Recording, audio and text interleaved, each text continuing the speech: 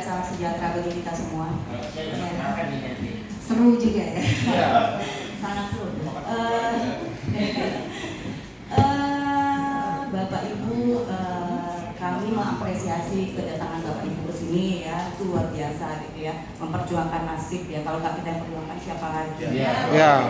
Jadi kami juga sebenarnya orang BKI juga prihatin dengan keadaan Anda dan teman-teman. Jangan kami itu senang lihat diri juga sama sekali enggak gitu. Kami juga masa akan punya anak, nanti juga akan berjuang mencari kerja, gitu kan luar biasa gitu sulitnya. Apalagi Bapak tadi sudah bertahun-tahun ya Pak, yang menurut saya itu ikut penetapan NIP sejak tahun 2006 Pak. Saya dulu di kantor Banjarmasin, jadi pengalaman dengan tenaga honor itu luar biasa Pak. Saya punya sampai nangis, sampai apa, sampai bahkan belum diangkat udah maaf, sudah dipanggil maaf masa itu terjadi. Iya. Nah jadi sebenarnya yang tadi disampaikan oleh rekan-rekan saya itu semua itu ada proses.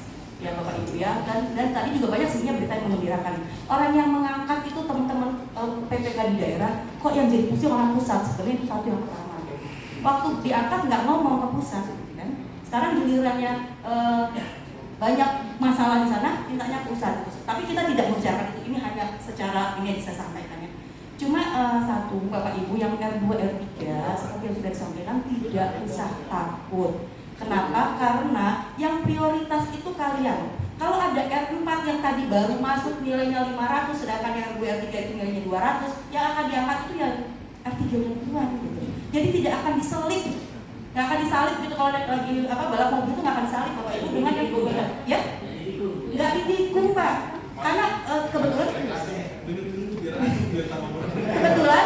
izin Bapak Ibu, kebetulan saya dari Pusat Pencarian Keuangan dengan Ibu Tasik itu melihat penyusunan formasi yang tahun ini itu memang ugal-ugalan ya. Yang biasanya menghitung KPK perwakilan kamu. Kalau sekarang sampai ribuan orang gitu. Itu yang pertama. Dan kami kebetulan di tahun 2024 kami diberikan tugas tambahan sebagai pengolah data. Pengolah data hasil seleksi.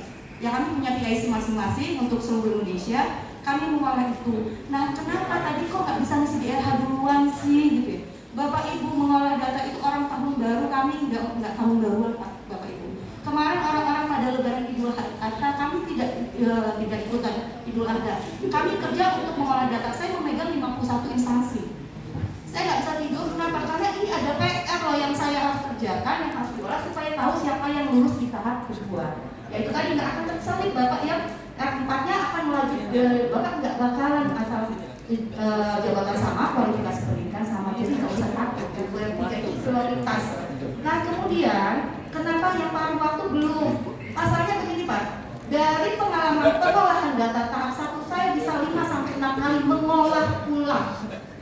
5-6 kali mengolah ulang, kenapa? Ini sekarang sedang proses pengolahan data, kemudian akan diumumkan. Sudah diumumkan ternyata ada yang meninggal, ada yang mengundurkan diri. Yang saya heran ada yang mengundurkan diri. Padahal dia sudah P3K di situ, mau sudah tenaga non ASN itu, kemudian sudah lulus, dia mengundurkan diri. Ini kan hal yang aneh sebenarnya. Lalu dia kan udah bekerjanya di situ gitu. Beda dengan optimalisasi yang teman-teman CPNS, karena ditempatkannya jauh. Mungkin dia optimalisasi nggak sedia, oke lah gitu. Walaupun sebenarnya bersedia ditempatkan di seluruh Indonesia, ya bisa gitu. Apalagi tenaga khusus tenaga honorer yang tenaga non-ASN kok sudah melamar kemudian mengundurkan diri setelah lulus mengundurkan diri, itu Bapak Ibu tidak didiamkan sama teman-teman BKPSDM itu diusulkan lagi kembali ke kami. Terus kami apa lakukan? Kami olah ulang supaya ada penggantinya.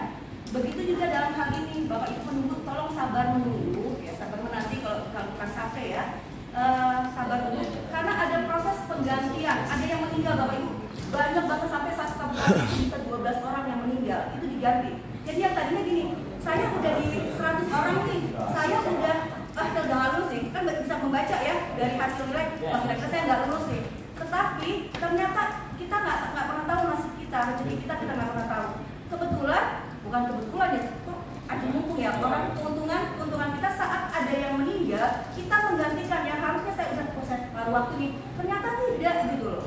Ternyata saya masuk penuh waktu, kenapa? Ternyata ada yang mundur atau ada yang meninggal dunia. Itu kejadiannya sangat banyak Bapak Ibu. Saya aja 51 instansi aja sudah beberapa hampir ratusan untuk pengolahan ulang, belum pada kota yang lain, pada instansi-instansi yang lain. Jadi Bapak Ibu tetap semangat, Bapak Ibu nggak usah kecil hati, nggak usah takut. Semuanya pasti sudah ada aturan yang akan mengakomodir Bapak Ibu.